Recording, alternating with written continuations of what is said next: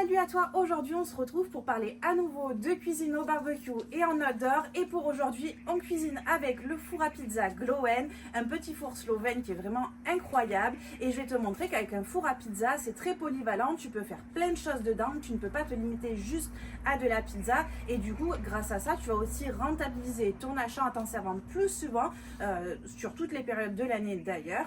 Et je pense que c'est quand même un très bon point. Pour aujourd'hui, je te propose qu'on cuisine ensemble une de mes pièces favorites dans le bœuf, c'est de l'onglet. C'est un morceau qui est abordable en termes de prix, qui est vraiment très savoureux et qui est, pour moi, il est vraiment ultra sous-coté. On peut en faire quelque chose d'incroyable. Donc dans cette vidéo, on va cuire dans le four à pizza à Glowen ce morceau de viande. Je vais te montrer quelques tips pour réussir à la perfection ta viande et tes invités seront vraiment bluffés. Tu vas voir, c'est vraiment très facile à réaliser. Et d'ailleurs, si ce four Glowen te fait de l'œil, je te propose un code promo juste ici, Blondie Glowen 5. C'est valable sur tout le site de Glowen. Tu vas pouvoir choisir le modèle de four à pizza dont tu as envie, le Raptor 2, bref, choisis en fonction de tes besoins. Ils ont un super SAV, ils sont ultra réactifs au niveau des commandes, les envois se font très rapidement et puis en plus il y a un très bon rapport qualité-prix entre les performances du four et le prix qui est proposé. Bref, ce four Glowen il a que des avantages.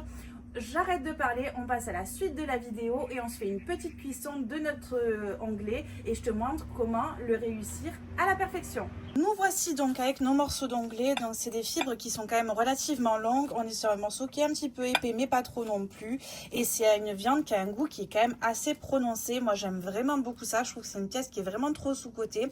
En termes de préparation, la première chose qu'il y a à faire, c'est ta viande, tu vas pas la cuire directement, on va la sortir avant une cuisson, minimum 30 minutes avant pour la laisser un petit peu se réchauffer et éviter les chocs thermiques, c'est quand même assez important.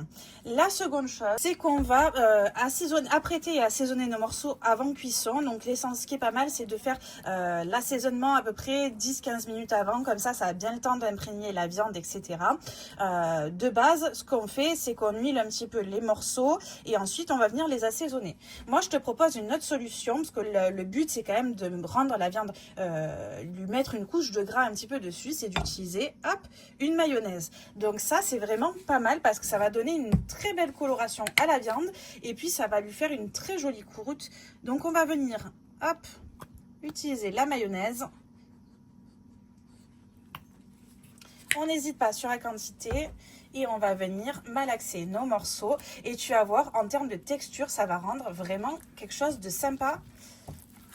On n'hésite pas, hop, à bien en mettre partout.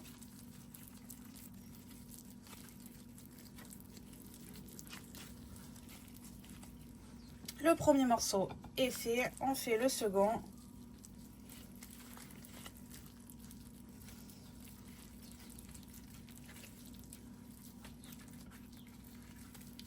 Le but, c'est vraiment d'apporter une couche de gras qui va venir en fait faire en fait la croûte de la viande. Personnellement, j'utilise des mélanges d'épices déjà prêts parce que c'est vraiment pas mal. Et les mélanges Texas, que ce soit sur tout ce qui va être les steaks, les côtes, etc. C'est vraiment très très bon. En termes de composition, on va être sur du poivre, du sel de céleri, sucre, ail, oignon, origan, laurier, cumin, poudre de sauce soja. Enfin, je trouve que quand même la composition est quand même assez safe et en termes de goût c'est vraiment intéressant sur nos morceaux. Je vais venir assaisonner. Nos morceaux sont bien assaisonnés sur chaque face, on vérifie vraiment qu'il y en a partout. Par exemple là, hop, il en manque un peu. On aplatit bien pour bien que la viande s'imprègne. Et comme vous le voyez, d'ailleurs, j'ai toujours des gants quand je manipule la viande que je vais changer à chaque... Alors, c'est un peu chiant, c'est sûr que c'est du gaspillage, mais je vais venir le changer à chaque fois que je fais des manipulations différentes. En fait, à peu près au même moment où je me laverai les mains si j'avais pas des gants. Je trouve ça vachement plus hygiénique, moi qui ai des ongles longs, etc. C'est ma technique, je préfère avoir des gants, je trouve ça beaucoup plus clean. Ma viande va venir reposer pendant 20 minutes. Pendant ce temps, on va venir préparer le feu de bois dans notre Glowen. Et autre astuce que j'ai à vous donner, c'est l'utilisation toujours de produits en fonte pour la cuisson, que ce soit dans votre barbecue ou même sur vos plaques à gaz, induction, etc. La fonte, si vous voulez des vrais résultats sur la viande, des viandes avec une belle croûte, bien grillée, etc. Et ben c'est le meilleur choix possible à faire.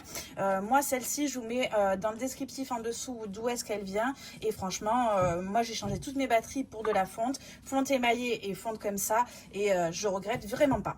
Allez, j'arrête de parler. On passe à la préparation de notre four à pizza. J'ai mis mes petits allume-feu dans mon four Glowen, donc c'est le Glowen Raptor. Pour rappel, c'est un four à pizza, donc il est quand même ultra polyvalent. Il y a, dans la gamme Raptor de chez Glowen, il y en a deux. Il y a la gamme Raptor normale, où vous avez la possibilité de faire une pizza dans les, au niveau de la dimension de la plaque, vous pouvez aller jusqu'à 34 cm, il me semble. Et vous avez le Raptor 2 qui a une beaucoup plus grande superficie de cuisson et qui va permettre de faire plusieurs pizzas à la fois. Donc ça, c'est vraiment sympa quand même.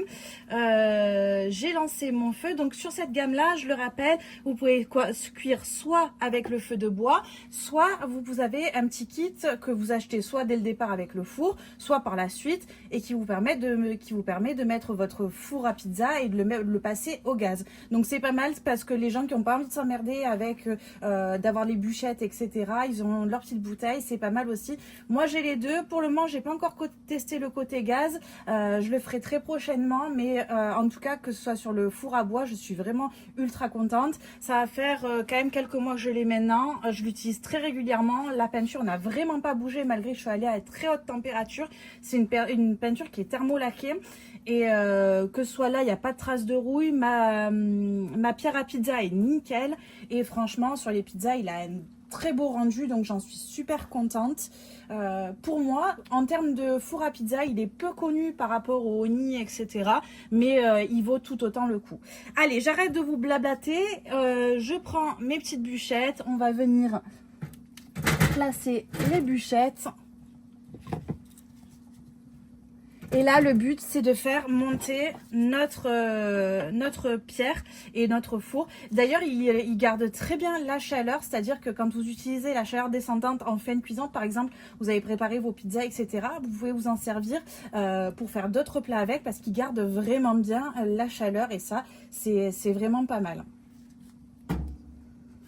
Mon four à pizza est chargé, vous avez une jolie fumée qui s'échappe de là. Comme je vous ai dit, je vais utiliser une poêle en fonte, pas besoin de la graisser parce que, pas besoin de mettre de l'huile, du beurre ou quoi parce que on a mis la mayonnaise sur nos morceaux de steak. Mais par contre, moi comme c'est de la fonte, juste après de l'avoir nettoyé, souvent j'y mets un petit coup d'huile, ça permet qu'elle n'accroche jamais et franchement vous pouvez y aller, je peux faire des œufs dedans, etc. Ça bouge pas. Comme je vous ai dit, je vous mets d'où elle vient, donc juste en bas dans le descriptif de la vidéo. Vous allez me dire pourquoi utiliser le four à pizza pour cuire ces morceaux de viande. Pourquoi? Parce que moi déjà j'aime bien cuisiner dehors, j'adore ça. Je préfère quand surtout que j'habite dans le sud de la France, donc il fait beau très souvent, je préfère cuisiner dehors, être dehors, etc. Pas d'odeur dans la maison, je salis pas ma cuisine, tout ça. Et d'autre part, on ne dirait pas, mais la cuisson au feu de bois, là, c'est un goût qui est vraiment incroyable sur les aliments. Même si le temps de cuisson est pas très important, moi je le vois, je trouve qu'il y a vraiment une différence quand on fait les pizzas au four à bois et au four à gaz. Je suis désolée, mais quand on les fait au four à gaz, il manque ce petit goût, et malgré que la cuisson se fasse en moins de 90 secondes. Donc je trouve quand même que ça laisse un petit goût, c'est là, mais c'est pas non plus c'est pas trop présent non plus, et moi je trouve que ça fait vraiment la différence. Et puis là, la chose qui est sympa aussi, c'est que c'est ultra convivial. Vous allez cuire votre viande, vos invités sont à table, etc. Tout le monde est ensemble. Enfin, personnellement, quand je peux cuire dehors, je cuis dehors. Vous le voyez ici, mon feu est bien lancé. Je vais mettre ma poêle à chauffer. Donc pour le moment, je peux me permettre de glisser comme ça, mais il va falloir la récupérer avec des gants, bien entendu. Au niveau du temps que je vais laisser préchauffer ma poêle, il faut compter environ 5 à 8 minutes à peu près. L'essentiel, alors je sais que c'est pas très pratique, mais de regarder au niveau de la poêle. Et quand vous voyez un petit peu de fumée se dégager de la poêle, c'est que ça y est, votre poêle est prête. Et le but aussi, on ne le dit pas assez, c'est que ça fasse une réaction de Maillard avec une très jolie croûte. En termes de combustible, je ne sais pas si vous le voyez, mais c'est quand même relativement économique. J'ai mis 3 ou 4 bûchettes et ça va me faire amplement ma cuisson. J'aurais pu même cuire beaucoup plus de choses avec. Donc franchement, le four à pizza, on ne le dit pas assez, mais c'est quand même relativement économique. Je viens lancer ma cuisson, je vais venir récupérer ma poêle qui est ici. Comme vous le voyez, elle est bien fumante. Je récupère mes morceaux de l'autre main et là, écoutez-moi ce petit bruit croustillant. On remet et on essaye d'éclairter un petit peu de la flamme. Ne venez pas non plus sortir trop tôt votre viande parce que le but c'est quand même qu'il y ait une jolie petite croûte et qu'elle soit bien dorée. Donc il faut vraiment doser. Alors personnellement ici la viande on la mange saignante. Comme j'ai des enfants à la maison j'évite de la faire bleue et normalement ça va être pas mal. On arrive à mi-cuisson, on va venir retourner nos morceaux. Je suis à mi-cuisson, on va venir retourner nos morceaux. Écoute-moi ce joli bruit. Je vais venir retourner mes petits morceaux.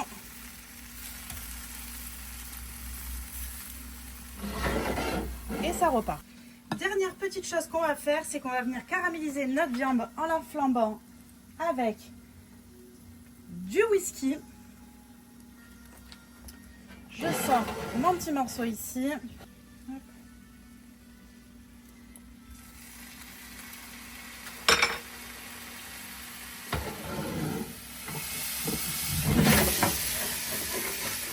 D'où l'importance d'avoir un gant et on vient caraméliser notre viande.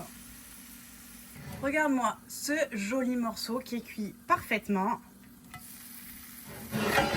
J'espère en tout cas que cette nouvelle vidéo t'aura plu, qu'elle t'aura permis de mieux cuisiner tes morceaux de bœuf au four à pizza et de voir que le four à pizza c'est pas uniquement pour de la pizza, tu peux en faire vraiment plein de choses. Moi en tout cas je me régale avec ce petit four, il est compact, il a vraiment de très belles performances. Je te remets le petit code promo ici, BlondieGlow5, ça ne te coûte pas plus à toi et moi ça me permet de me soutenir dans mon travail, donc on y trouve notre compte tous les deux. On se retrouve très vite pour une nouvelle vidéo et je te dis à bientôt.